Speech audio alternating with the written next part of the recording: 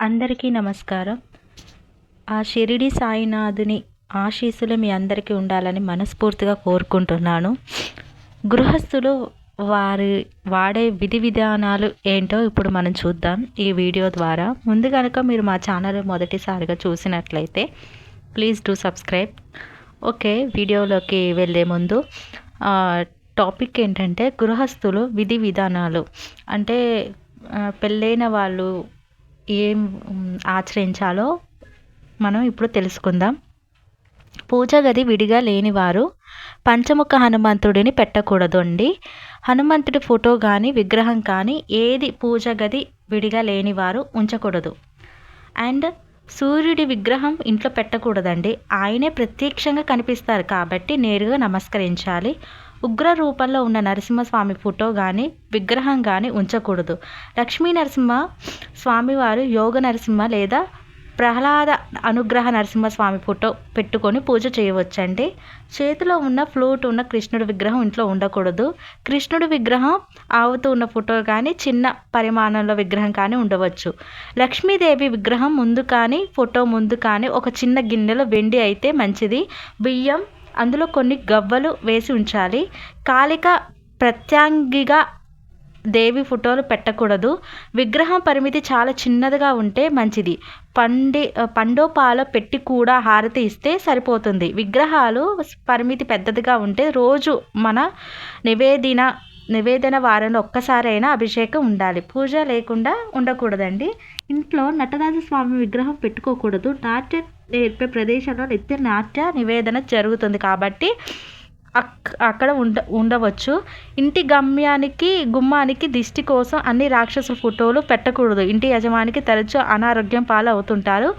వినాయకుడి ఫోటో కానీ దిష్టి యంత్రం కానీ కాళీ పాదం ఫోటో కానీ పెట్టడం మంచిది.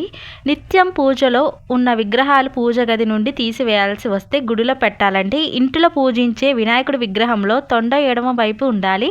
విద్యాలయాలు, ఎడ్యుకేషన్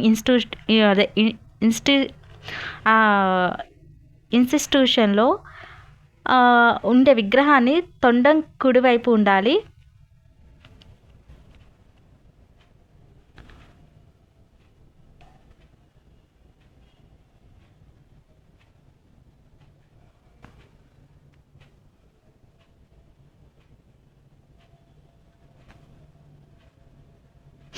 పూజ తర్వాత దేవుడి దగ్గర పెట్టిన నైవేద్యం పూజ అయ్యాక వెంటనే తీసేసి ప్రసాదంగా స్వీకరించాలి. పూజ గదిలో ఎంత ఖరీదైన విగ్రహాలు ఉంచినా పూజ గదిలో గోడకు పసుపు రాసి, వైష్ణవులు అయితే నా కొమ్ముతో తిరునామాలు, శైవులు అయితే త్రిపురాండాలు, శక్తివులు అయితే పసుపు మధ్యలో గౌరీ తిలకం బొట్టులుగా పెట్టాలి.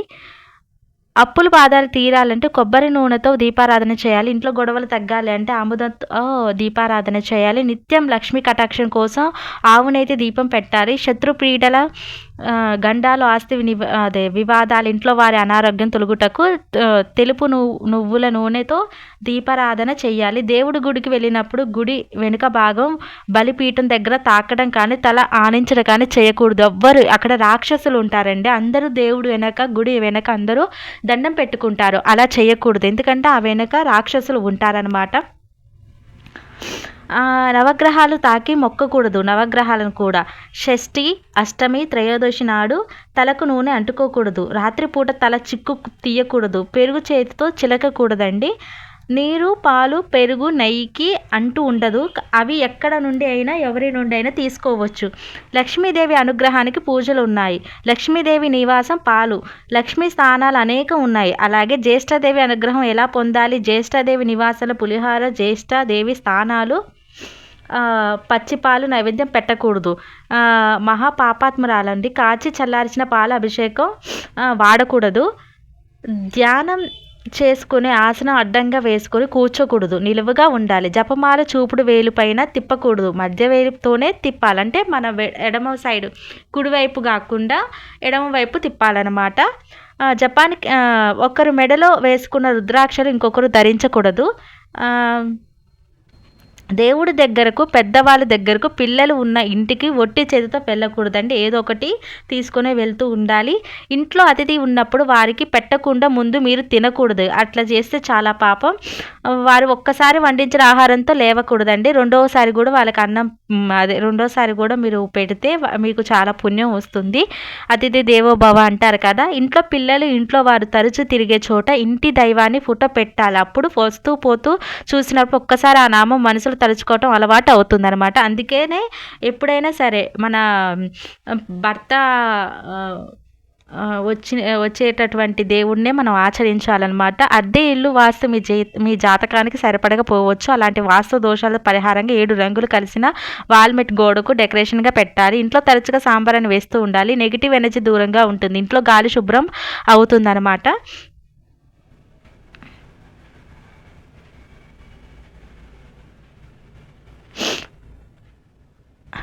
ఇది వాటి వీడియోలో మీకు నేను చెప్తున్నాను. Please do subscribe. Thanks for watching.